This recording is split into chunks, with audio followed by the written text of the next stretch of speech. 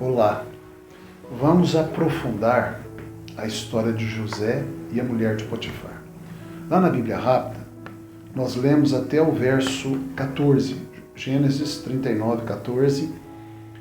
Nós lemos lá o que aconteceu com José e a mulher do seu senhor Potifar. Nós vamos continuar agora no verso 15 e vamos aprofundar um pouco mais o ensinamento que a Bíblia quer nos dar por meio desse episódio. Então, como nós vimos lá, você vai poder ver, convido você a olhar lá, a ler na Bíblia, a ver no vídeo da Bíblia Rápida sobre José e a mulher de Potifar, a ler também na sua Bíblia, que José foi injustiçado por essa mulher.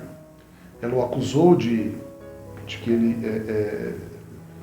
procedeu contra ela um forte assédio sexual, quando na verdade o que aconteceu foi o inverso disso, ela que o assediava constantemente, várias vezes, a Bíblia diz que não foi uma vez só, e ela por fim tentou segurá-lo à força e forçá-lo a ter intimidade com ela, uma coisa bastante esdrúxula, né? Não é muito comum isso. Mas a Bíblia diz que José rejeitou esse assédio, né, dela, inclusive, porque considerava isso um pecado contra Deus. Devemos entender que José era um homem normal, sadio, ele não era um homem avesso a mulheres, vamos dizer assim. Só que ele era um homem temente a Deus. Ele considerou isso uma maldade contra Potifar, que confiava tanto nele. E ele disse, eu não vou fazer isso. Isso é uma traição que eu não vou fazer. Isso mostra para nós uma coisa muito interessante. Mesmo que o homem e a mulher sofram tentações, e vamos sofrer, obviamente, vários tipos, a nossa estrutura, a nossa integridade moral tem que ser superior a toda e qualquer forma de tentação. E ele, inclusive, depois, vendo ela que ele não se rendeu ao processo de sedução dela, ela então, muito provavelmente com orgulho ferido, e também tentando criar um álibi falso para ela, porque poderia chegar aos ouvidos do marido dela que ela estava dando de cima do José, e provavelmente naquela situação do Egito, provavelmente ela seria executada. Ele era oficial do exército, e naquele tempo a força bruta imperava. Ela então, meio que para livrar a vida dela da morte, né, da execução por infidelidade conjugal, e também, junto com isso, um orgulho ferido, criou uma história falsa, acusando José de um assédio sexual. Então o verso 15 diz assim, aconteceu que, ouvindo ele, né, ela está falando, e aconteceu que, ouvindo ele, José, que eu levantava minha voz e gritava para impedir o assédio sexual dele para comigo, quer dizer, na verdade estava acusando ele aqui de violentação sexual. Ele disse que ela disse que ele estava tentando estrupá-la. É isso que está aqui dito aqui no texto. Nas entrelinhas é isso. E isso é mentira, ela está inventando uma história. Ele deixou a sua veste comigo e fugiu e saiu para fora. E ela pôs a sua veste perto de si até que o seu senhor, o Potifar, veio à sua casa. Então falou-lhe conforme as mesmas palavras que havia falado para os outros funcionários da casa, dizendo, veio a mim o servo hebreu, o José, que você nos trouxe para finalmente escarnecer de mim. E aconteceu que, levantando eu a minha voz e gritando, ele deixou a sua veste comigo e fugiu para fora. E aconteceu que, ouvindo Potifar as palavras de sua mulher que lhe falava, disse, conforme estas mesmas palavras me fez teu servo, a sua ira, a ira de Potifar se acendeu. Quer dizer, a mulher confirmou dizendo, isso que eu estou falando com você, Potifar, meu marido, é verdade.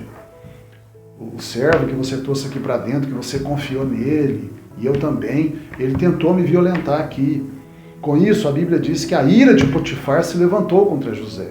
Compreensível, né? Até compreensível. É claro que ele deveria ter averiguado mais, mas a gente entende isso. Que o homem achou que era uma história factível, provavelmente ele gostava dela, não sabia que ela tinha esse modo de proceder, ou até sabia, né? Mas de qualquer forma ele foi contra José. Versículo 20. E o senhor de José, Potifar, o tomou e o entregou na casa do cárcere, na cadeia, no lugar onde os presos do rei estavam presos. Assim esteve ali na casa do cárcere José. O Senhor Deus, porém, estava com José, mesmo na prisão, mesmo injustiçado. E estendeu sobre ele José a sua benignidade e deu-lhe graça aos olhos do carcereiro mor. E o carcereiro mor entregou na mão de José todos os presos que estavam na casa do cárcere.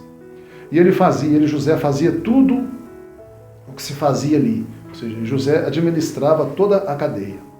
E o carcereiro mor não teve cuidado de nenhuma coisa que estava na mão dele, José, porquanto o Senhor estava com José, e tudo que José fazia, o Senhor prosperava. A história de José é uma das histórias mais importantes da Bíblia, por uma série de razões.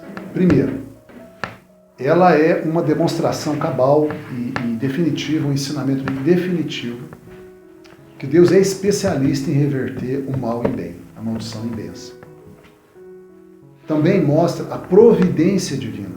Providência divina é um conceito muitíssimo importante, que significa a capacidade de Deus adiantar-se na história de vida nossa. E lá na frente, na nossa história, lá na frente, no nosso futuro, Deus já vai lá. E Ele prepara livramentos, pessoas para nos ajudar, situações que parecem ser casuais, mas que concorrerão para o nosso bem, mesmo principalmente diante de infortúnios e injustiças e coisas ruins acontecendo conosco. Então, a história de José é extremamente importante. Ela também é importante porque José é um tipo de Jesus. Tem algumas pessoas na Bíblia que representam Jesus. José é um deles. A história de José ela é uma espécie de revelação de como seria a história e o ministério de Jesus. Por exemplo, os irmãos de José fizeram mal contra José. José sofreu por isso. Ficou preso e sofreu por isso. Mas Deus honrou José e depois o próprio José salvou os irmãos dele. A mesma coisa acontece com Jesus. Os irmãos de Jesus, que são judeus, maltrataram Jesus, finalmente até o mataram. Mas Deus abençoou tanto Jesus que Jesus vai salvar os próprios irmãos que o mataram, os próprios judeus. A Bíblia diz que no fim Jesus vai voltar à terra para salvar Israel do anticristo, na batalha do Armagedon. Então, José representa Jesus. Nós queremos agora enfatizar, aqui no Aprofundando na Bíblia, esse primeiro aspecto da providência divina e do poder que Deus tem de fazer com que na sua vida coisas ruins produzam resultados bons. Como você sabe, dois dos principais problemas da vida primeiro, por que acontecem coisas ruins com pessoas boas? Segundo, por que acontecem coisas boas com pessoas ruins? As duas coisas parecem estar erradas. Pessoas ruins não poderiam receber coisas boas. E também está errado pessoas boas receberem coisas ruins. Em outras palavras, por que é que o justo sofre? Ou por que é que o ímpio prospera? São dois problemas fundamentais da vida. A Bíblia tem resposta para todos os dois. Nós vamos tratar agora por que é que o justo sofre, que é o caso de José. Por que o justo sofre? Por que acontecem coisas ruins com pessoas boas? José estava perfeito, José não fazia nada de errado. Contudo, aconteceu uma coisa ruim. Dá a impressão que Deus abandonou, né? Algumas pessoas chegam até a abandonar Jesus, abandonar a igreja por causa disso, ficam magoadas com Deus. Dizem assim, não podia ter acontecido isso comigo. Eu sou uma pessoa boa, estou procurando fazer tudo certinho, por que aconteceu isso comigo? Devemos saber que isso aconteceu com inúmeras pessoas. Pessoas boas, justas, sofreram. O principal e mais conhecido é Jesus. O que Jesus fez para merecer a morte? Nada. Ele curava as pessoas, ele ajudava as pessoas, ele ensinava as pessoas, ele expelia demônios das pessoas, ressuscitava os mortos, dava instrução para a vida, ele aliviava a carga dos oprimidos, ele só fazia o bem. Por que ele foi morto? Por que ele foi judiado? Por que ele foi torturado? Por que ele foi preso? Por que ele foi injustamente condenado? José experimentou a mesma coisa. E nós, muito provavelmente, em maior ou menor medida, como cristãos, vamos experimentar também. O que a história de José nos ensina? Em primeiro lugar, não tenha medo. Deus está no controle de tudo. Mesmo o seu sofrimento doído, Deus vai usar para o seu bem e para você fazer bem a muitas pessoas. Por isso, permaneça na fé como José.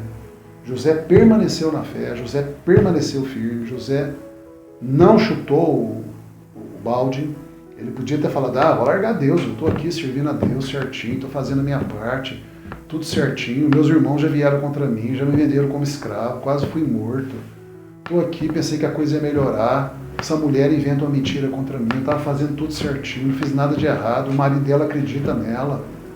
Não, eu vou abandonar Deus. Ele podia ter falado isso, mas não se fala isso, ninguém fala isso em sã consciência, se conhece a Deus. A culpa não é de Deus. Quem fez a maldade foi o homem, não foi Deus que fez a maldade. Só que a grande notícia é que Deus ele usa tudo isso para o nosso bem. Isso só Deus pode fazer, só Deus tem esse poder. Por isso eu quero te animar e te consolar e te fortalecer e te incentivar a permanecer firme na fé. Que Deus te abençoe.